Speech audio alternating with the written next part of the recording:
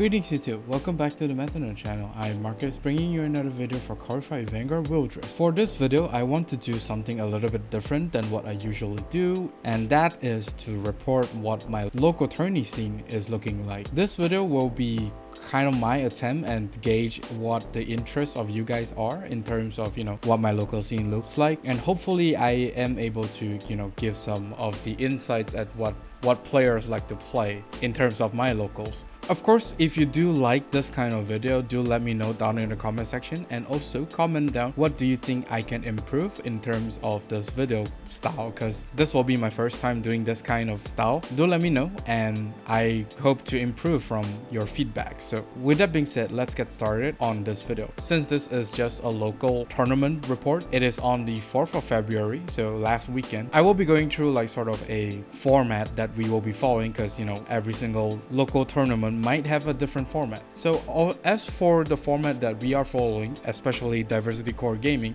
which is the local shop, it's basically a 4 rounds of Swiss, best out of 1. That much is pretty much standard.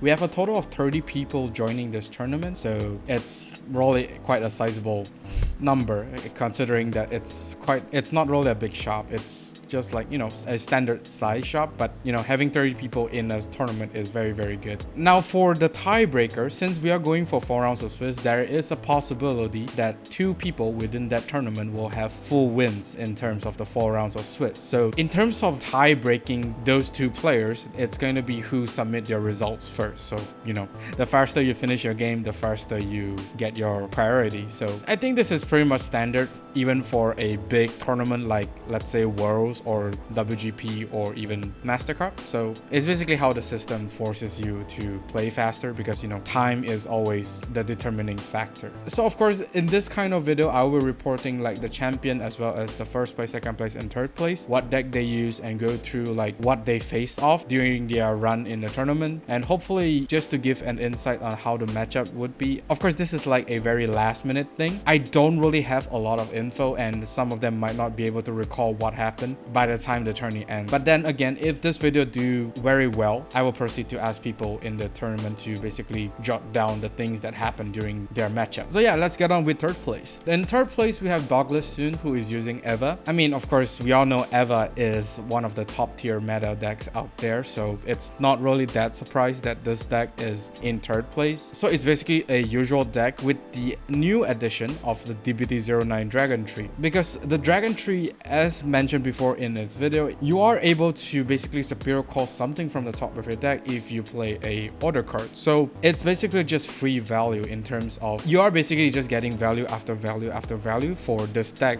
And Eva in an essence is a very grindy deck as of now in the meta scene, due to the fact that both Obscudite has insane shield as well as they cannot be retired from opponent's effect. So it's very, very good. So the 4 rounds that Douglas faced in the first one, of course, is Medell. Medell, I don't think will do a lot to Eva because of how tanky Eva is. Obscudite could just attack with double crit every single turn, so it's kind of hurt really bad for Medell. Now keep in mind, of course, even if I say that it's not really a good matchup, it does not mean the player that pilot that particular deck is not good. It's just that there's luck factor into it as well as matchup factor into it. So even if I keep saying that having a bad matchup, it does not automatically means the player is bad. It's just that, the factors that I mentioned before. So in terms of Medell, although it can still rush in the early game, the only problem here is that Obscudite is just too tanky. Eva can just keep recycling Obscudite from the drop zone as well as some other stuff that she can has access to. And not to mention, the grade 2 Obscudite could attack the front row, which could potentially retire any extra defensive for Medell players. So it's actually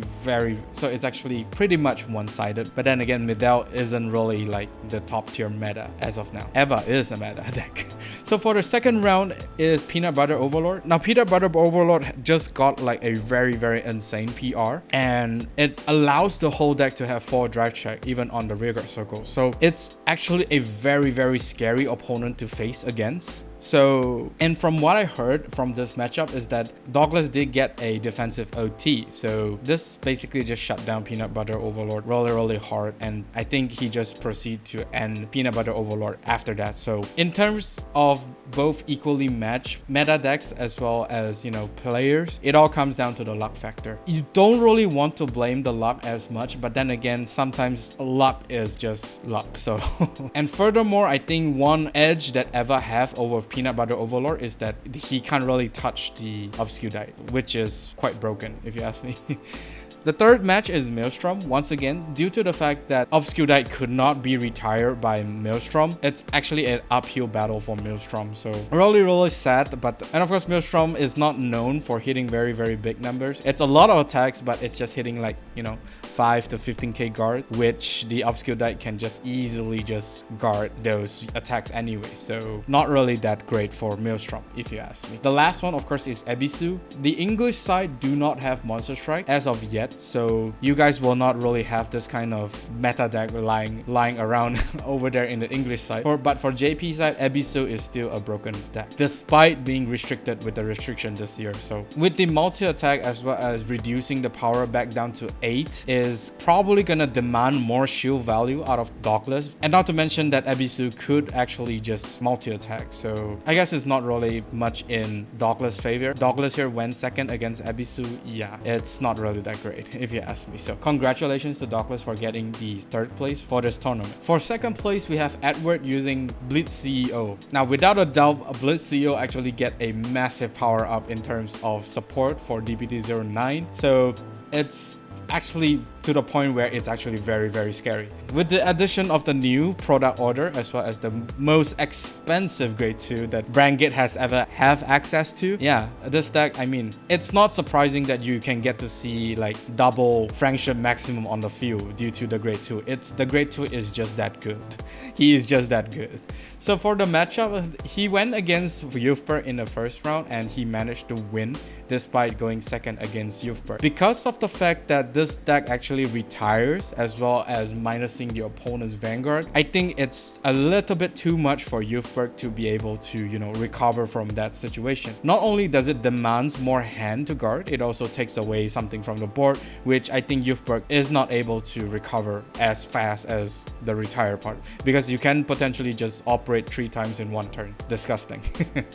So for the second one is basically Viaman's Bruise. Now the fact that Edward is going second against Viaman's Bruise, it does give him like a slightly better chance, because Viaman's Bruise is unable to restand a whole column if he is going first, because the opponent is not a grade 3. So while still able to go into Final Rush, but with the current support that Viaman's Bruise has, going first on the third turn is not really as good as going second on the third turn, because Final Rush and Final Burst. So there's nothing really much Viaman's Bruise can do in terms of, going up against a deck that basically minus your power as well as multi-attack. So, and one more note is that I think people are still trying to figure out how Viaman's Bruise is played. It's still in the realms of play testing, I would say. So at this point, it's quite easy to see why Blitz CEO has the edge, because Blitz CEO's playstyle is like quite old already, because as compared to Viaman's Bruise, because Viaman's Bruise just came out like, last week. So it's really not surprised that Blitz CEO is able to win here. The third round, he's going up against Veroa. I mean, the same case as the other two right lines is that Veroa depends on tokens for more defensive.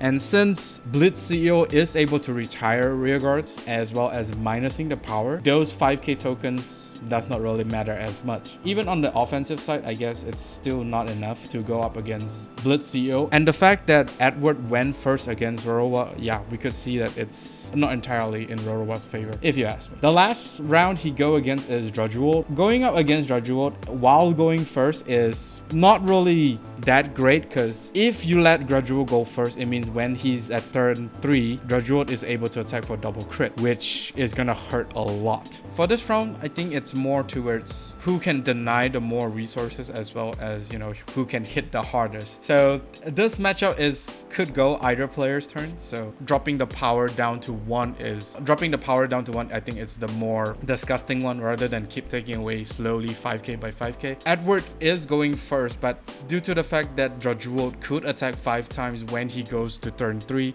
is quite scary if you ask me. And also there isn't enough counter charge within Blitz CEO deck to able to keep paying the cost, because the deck does it counter blast really fast. Overall, I think it's a very good matchup to play, and congratulations to Edward for getting a second place with Blitz CEO. Who would have thought this deck could do so well? Well, except Edward. For second place, we actually have Calvin with using Ebisu from Monster Strike. So once again, the English side do not have this deck yet. I emphasis of yet. Who knows, Vishura will introduce this Monster Strike to the English side. I'm telling you, this is one of the top tier metas before the restriction. I think it doesn't really affect it as much, only in terms of consistency. The one card that was hit, I think it's only there hitting the counter charger. So without that counter charger, it's not going to be really disgusting. But if it hits the counter charger, it is going to be very disgusting. The first 3 match is a little bit one-sided because those decks could not really go up against the meta, so it's really safe to assume that this deck is just cracked. Despite going second on all 3 of those rounds, Calvin is able to win, so this tells you a lot on how this deck is just cracked. For the 4th round, which he went against Dockless, who used Eva, he just barely able to win despite going first. It did mention that he did damage check the OT. With Eva and Ebisu being the top tier meta, it all comes down to the luck factor. Both of these players are actually really decent, so there's no issue on who's better than the other. It's just come down to luck factor. So it is basically standard in a nutshell. But still, it's not entirely due to luck if you ask me. Even if you do damage check the OT, if you could not end your opponent, it's most likely you are going to be dead. So that's something to think about. Overall, congratulations to Kelvin. This is probably not going to be the last time we see Ebisu. This deck is just disgusting. Not only does he have multi-attack, it also could reduce your power down to 8k. So yeah, really disgusting. And let me tell you, the columns that this deck could generate is at least 40k. Last but not least is the champion, which is yours truly. Now, I didn't make this video just because I got champion. It's just coincidence that I got champion and I decided to make this video. I actually planned to make this type of video in the last 2 weeks, but you know, work as well as, you know, the festive season got the better of me. So I apologize for, you know, not doing that video. For the champion deck, I did use a Drajeweled deck, which you already know who fought against me in the finals. So the only card that is considerably to be, you know, very weird is the promo card, the one beside Rock Agur. That card is supposedly to be Fafnir PR, but since it also technically functions in other decks so long as you don't ride, it's a very disgusting card within this deck. So yeah, the first round going up against Viaman's Bruce, this one I think I just luck out because I am going second, which will let me survive Viaman's 3rd turn because he's unable to restand a column. So by going second, once again, Drajeweled is able to get the crit. So when I attacked with Drajeweled, he didn't guard, so I just basically checked double critical and win. That's basically the first round. Luckily, there's no OT for the whole duration of my run in this tourney, so really good stuff, I would say. For the second one is Unica. Unica is an interesting match. He did break a little bit because he did not manage to get 3 criticals behind on the 3rd turn, so it's pretty bad, I would say. And then I just go ahead with a 5 attack Rock Agur turn, as well as, you know, Squalid Freaks, the new PR card, and just give front row as much power as possible. Purely disgusting, if you ask me. The 3rd round is the one I am most worried about, which is Chronojet. Luckily enough, I did go second because Chronojet players always wants to go second because they can start striding on the 3rd turn. Luckily, I did go second and I'm able to apply the pressure on him by constantly rushing him, because Chronojet in an essence is very slow, but the late game payout is just stupid, if you ask me. So by constantly putting on pressure, I am able to crack the defense, as well as, you know, him unable to guard every single thing. Yeah, he's pretty much dead. Luckily, I am healthy enough to no guard the Chronojet, otherwise I would have been dead.